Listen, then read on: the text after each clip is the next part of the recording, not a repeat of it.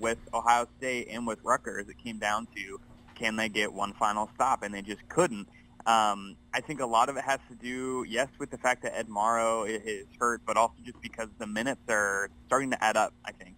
Ty Webster and Glenn Watson and Michael Jacobson and Evan Taylor even, their minutes are kind of getting up there, and I think it's starting to kind of wear on them. They had that run. They beat Indiana, beat Maryland, beat Iowa, and now I think in a way they've kind of hit a wall. And with Tim Miles, he likes to defend. That's kind of his thing. He teaches defense, and it's really tough to defend when you're tired. So I think it's just things are just starting to kind of, the wheels are starting to come off because they're maybe just a little bit worn down from the season. Yeah, that's a really good point. Because Webster and Watson themselves have been averaging combined 38 points a game since conference play began. So a lot of the offense runs through them, but then guys like Jacobson and Shimanga have to play more minutes than maybe they were expecting this season with the absence of Morrow. And to Jacobson's credit, and to Shimanga's credit for that matter, they've shown moments of solidarity. They've been able to dish in some points there. But, yeah, their roles, and you throw Nick Fuller into that conversation, their roles have stepped up as well in the absence of Morrow. And when a guy is averaging about 8 rebounds a game, those are big shoes to fill, 10.1 points and 7.9 rebounds. Right, and the thing that's just really tough for this team, I think, too, is, if you want to play the hypothetical game, you can, if you look at this roster and you throw Andrew White in there, you've got a scorer and a lot of really good role players. The problem now is you have Ty Webster playing the role of Andrew White, you have Glenn Watson playing the role of Ty Webster and Glenn Watson, and then you add on to the fact that, Ed Morrow, who's a really solid defender, he is a vacuum down in the lane, and you take him out, and it's kind of like a team that, it's really hard to put this puzzle together when, you don't have all the pieces, and the pieces don't necessarily fit in the first place, So it's a real tall task for Miles to figure out how to work with this young team and to figure out what is going to work because, in the last 4 games, clearly, things have not been going well. Even the fact that Nebraska was close with Rutgers was, Rutgers was on a 7-game losing streak. They were 0-6 in the Big Ten, and they'd lost 40 of their last 41 games against Big Ten teams. So Correct. Nebraska had no business being close in that game, and they were. So even if they won, there still would have been a lot of question marks coming out of that game. Yeah, that's a game that Nebraska went 0 for their last 10 minutes, basically, of the first half. They didn't make a field goal, really, for a whole half of the first 20 minutes, and they went on this huge scoring drought, got down by double figures, and you erase that. You throw in at least maybe a couple more shots in there, and Nebraska isn't in a position where they turn the ball over only up 1 with 14 seconds to play. So, yeah, that is interesting perspective. Chris Heady of landof10.com joining us on Beyond the Arc here this afternoon. So, looking at conference play as a whole, obviously Nebraska started it off 3-0. That was the best start in 41 years, as we kept hearing, and then they went on this 0-4 skid. But these 4 losses have come by only a combined 16 points. They've all been by 8 points or less. And so with all of the kind of the pessimism, I guess, around Nebraska basketball right now and all of the problems, is this team as bad right now as the record indicates? As you said, it's a pretty tough conference because everything is so. I think Northwestern's coach Chris Collins was one that said it first, and everyone kind of realized it. But it's a really, really competitive conference. There's a bunch of people tied all over the up and down the standings. I don't know. That's the thing is you don't really know, but at the same time, if you look at the schedule, it's really kind of hard to look and say, on a different note, it's really hard to look and say, okay, well, Nebraska can win that game or they can win that game. Every single, if you look at it, Northwestern, that's going to be a tough game. They're on a win streak. Purdue is ranked. Michigan State has Tom Izzo, so that's always going to be tough. Iowa, you saw that could be a tough game. Wisconsin, they're also ranked. It's just you go down the list and you kind of start saying they could maybe pull away a couple of them, but at the same time, after 4 losses, there's not a lot of optimism in the locker room, outside the locker room. It'll take a lot to kind of flip those 67, 66 losses to 67, 66 wins. So it almost makes it more difficult to kind of put a couple wins together when everything is so kind of packed in and competitive and close. Here, I have a question for you here. Looking ahead to Northwestern, I know we already played this year at PBA. This one's at Welsh Ryan Arena. Can you let us know what are some of the things that Northwestern does well and that, present themselves as threats to this Husker team? Right. Well, the main thing that Northwestern does extremely well that you kind of saw when they came to Pinnacle Bank Arena is they space the floor extremely well, and that's the one thing that teams are starting to figure out to do to Nebraska is you space them out, you get them out of the lane.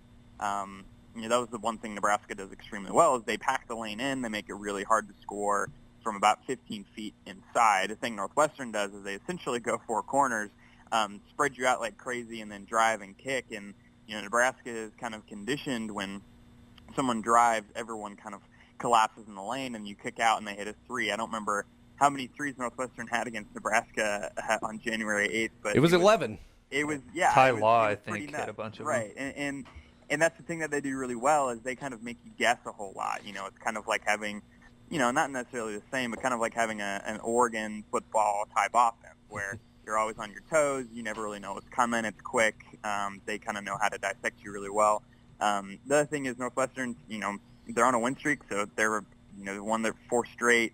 They're 16-4, so they're, on their way to NCAA berth, which I believe for the very first time. Yep. So that's kind of a motivating factor. Chris Collins is a great coach.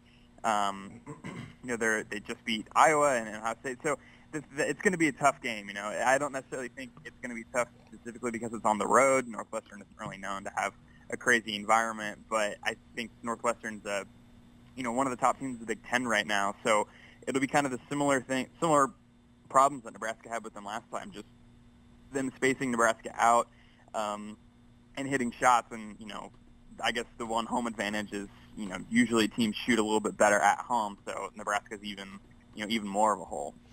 Chris Heady of land10.com is our guest this morning on Beyond the Arc. If you have any questions about Nebrasketball, any questions for Chris, feel free to tweet at the show at Beyond_Arc. So, yeah, Northwestern's just one of Nebraska has 11 games left against 10 opponents with the home and away series against Michigan State in that time. So, yeah, Northwestern is possibly the hottest team. I mean, that they have left as of right now. Northwestern really hangs their hat on perimeter defense and rebounding. They also shoot free throws really well, so that's kind of what Northwestern is in a nutshell. But Nebraska, 11 games left in the regular season. They'll play 10 different teams, not including last night's scores. Nebraska's last 10 opponents have a combined record of 134-65. That's a 67% winning percentage. So going forward, Nebraska may not be favored in any game with the exception of home to Illinois on February 26th. So that being the case, how can Nebraska possibly, I don't want to say make a run, but at least regain the momentum that we saw at the beginning of the year? How can they steer the ship despite this adversity facing them in tough opponents? Well, it's kind of a double-edged sword. They're going to have to figure out how to score, which was kind of the problem before they went on that run. You remember Gardner-Webb, you remember Southern. Those games were really dirty because they just couldn't score. They didn't know how to score the basketball. Then they kind of figured out the formula that worked, which is what led to wins, at Indiana and at Maryland, was basically, Webster and Watson driving and Jacobson and Morrow absolutely crashing the boards with no regard for human life.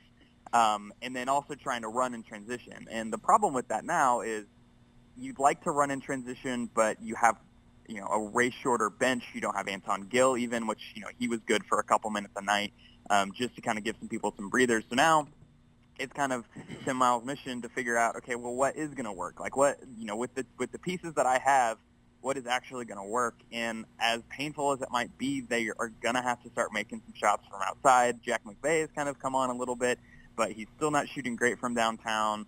Evan Taylor is a good jump shooter, but he's going to have to start hitting some more shots. Jariah Horn's going to have to become someone who plays more than 10 minutes a game. It's one of those things everyone's just like, it seems like a cop-out, but everyone's just going to need to play way better than they have been because they have way less.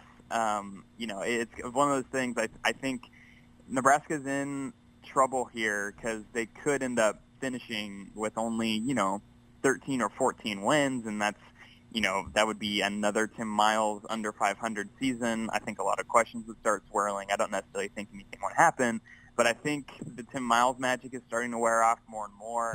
You saw after the 3 wins, At the beginning of the conference, it was back, and it felt like 2013, 2014 season all over again, and kind of these 4 losses just kind of flipped that under the rug. So it's kind of like we're back to ground zero, and we're kind of like wondering, all right, well, what's going to actually happen now? So I don't know. It might be in the cards. 2013 they didn't start very well in the conference play. That was also a drastically different team because they had a person named Taran Petaway on it. So I don't know. It's a lot of question marks right now. I don't know if we'll learn anything necessarily with the Northwestern game, but I think we'll learn over the next probably 3 or 4 games whether this team has it in them to make some sort of run. Yeah, and that's the thing with 11 games left. I mean, the threshold right now for most fans giving Nebraska's strength of schedule, and their RPI right now is 67, which is remarkably well for being 9-10 overall. So if looking at it with 11 games left, you would think that the threshold to make the NIT, if you're Nebraska, you're in the Big Ten, you'd probably need 7 more wins. So you got to win 7 of your next 11 to get 16 regular season wins, and then you got to maybe hope to win one or impress some people at the Big Ten tournament. And Nebraska, they had the benefit of playing an extra game because they were a bottom 4 seed, were able to beat Rutgers, get a little confidence, upset Wisconsin, and then go down the ropes with Maryland to end the season last year. But this season when you only got 9 wins and you're toward the end of January, this is a team that hasn't won a game in 20 days. So it's going to be tough going forward for this basketball program.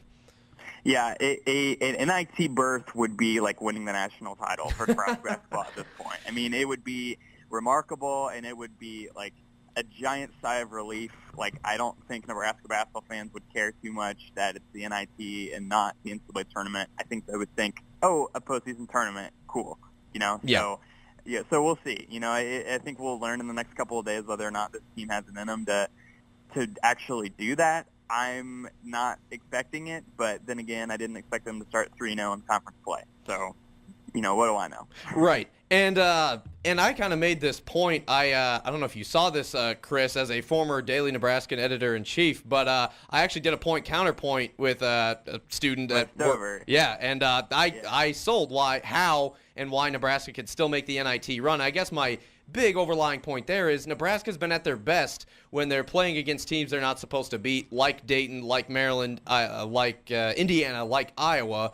And then you take performances like UCLA. I mean, some of their best performances are when they go up against teams that they shouldn't compete with, but they do anyway, with the exception of Creighton and Kansas, who are obviously kind of on a whole in a league of their own. But still, right. I mean, Nebraska, despite having so many opponents left, they not only have they been at their best against teams they're not supposed to beat, but as you've probably seen, Chris, everyone is beating everybody in the Big Ten. A lot of parity in this conference. Wisconsin and Maryland are pulling away a little bit, but beyond that, I mean, it's been a lot of parity in this conference so far, and that might allow Nebraska to beat some people, no? Right, no, and the thing is with to kind of counter that in a way, with 10 miles, you're always going to win. Nebraska's always going to win 2 games that they have no business winning, and they're always going to lose 2 games that just makes everyone frustrated. And they've got the Gardner-Webb loss, which essentially counted for 2 losses because that was so just unbelievably disappointing and just absolutely terrible. I mean, that was one of the worst performances I've seen of a Nebraska basketball team since I've been following the team for however many years. But at the same time, you turn around and you've got the Indiana win, which they had no business winning. You had going at Maryland, and they had only had 1 loss at that point. Had no business winning that game.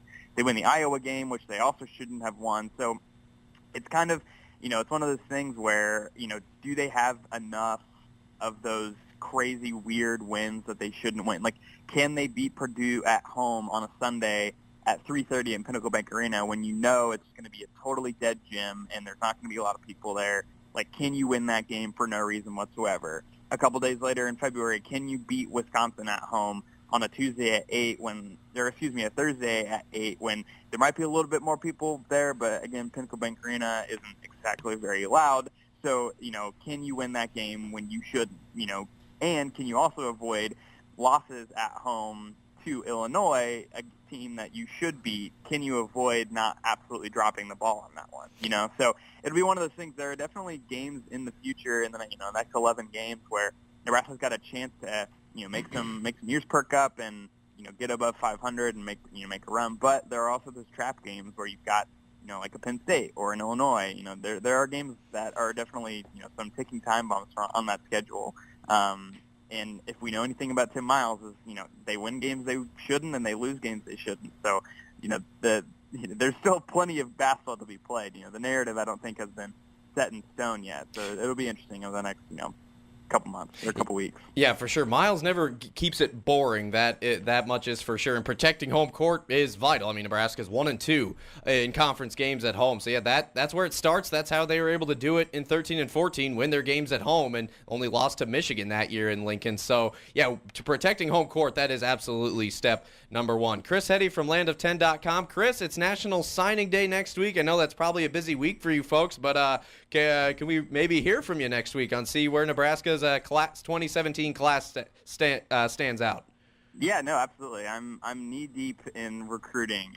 It's coming pretty crazy. The next week is, recruiting is itself kind of a crazy business, and with signing day and with however there are potentially 10 Nebraska targets who are announcing their where they're committing on National Signing Day, which there's a lot of question marks of what it would do for Nebraska's class. So yeah, no, absolutely. I know way too much about the recruiting cycle because I also cover it. So I'd be happy to just vomit any recruiting news. Well, we appreciate that, Chris. Yeah, we thought about spending a whole segment on that, but with all the uncertainty and everything to be unfolded in the next 7 days, I figure why not just wait until everything is settled and everybody is here, and then we could look at that a little closer. We'll take a sneak peek, though, at the class coming up later in this hour. Chris, thanks so much for the time today. Yeah, no problem. I'll talk to you guys later. Sounds good. Chris Heady from land10.com covers Nebraska football, recruiting, and basketball here for the Nebraska Cornhuskers. And you can read more of his stuff at land10.com. And Reid, I guess briefly before we go to break, any main takeaways from that discussion? Well, it sounds like this is a team that really needs that must win in order to start getting some momentum if they want to make that long shot into the NIT tournament. It's going to be tough. Northwestern is a team that they have competed with at home, but this is a game that is realistically up for grabs really if Nebraska wants it.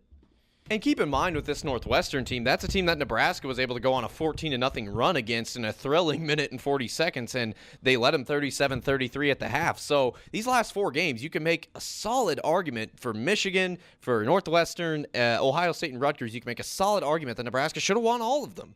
And but yeah, what was it with Northwestern? Just unbelievable three-point shooting. They finished 11 of 24 from three, while Nebraska only was 6 of 16 from beyond the arc in that game. And free throw shooting, it wasn't a problem against Northwestern where they made 10 of 13, but God, Nebraska has missed some bad free throws. Yeah, and I think they're Iowa. Yeah, their free throw in conference play, their free throw shooting has sunk to the mid 60s, and that's about 12th in the Big Ten right now. So make some gosh darn free throws. I mean, Evan Taylor did better. Get to the free throw line too, really. Yes, get to because I mean Northwest. The Michigan game was a solid example. Michigan shot 27 foul shots. Nebraska shot 5. Yeah, so that was the best example of that. And Ohio State, too, teams have been able to drive the lane against Nebraska, too. Ohio State outscored the Huskers 30-10 in the paint in the second half. So Nebraska's got to keep driving the ball with Watson and Webster. I mean, they run a lot of your offense, but don't make them just huck threes all day. I mean, drive the lane. I'd say that's probably another key for Nebraska going forward. So, yep, Nebraska and Northwestern, 7 o'clock. That is tomorrow.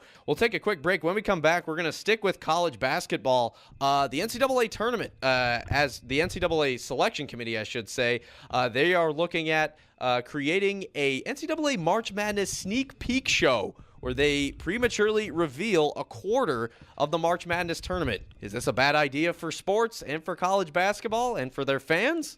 We'll talk about it next. Beyond the Arc, here on YouTube.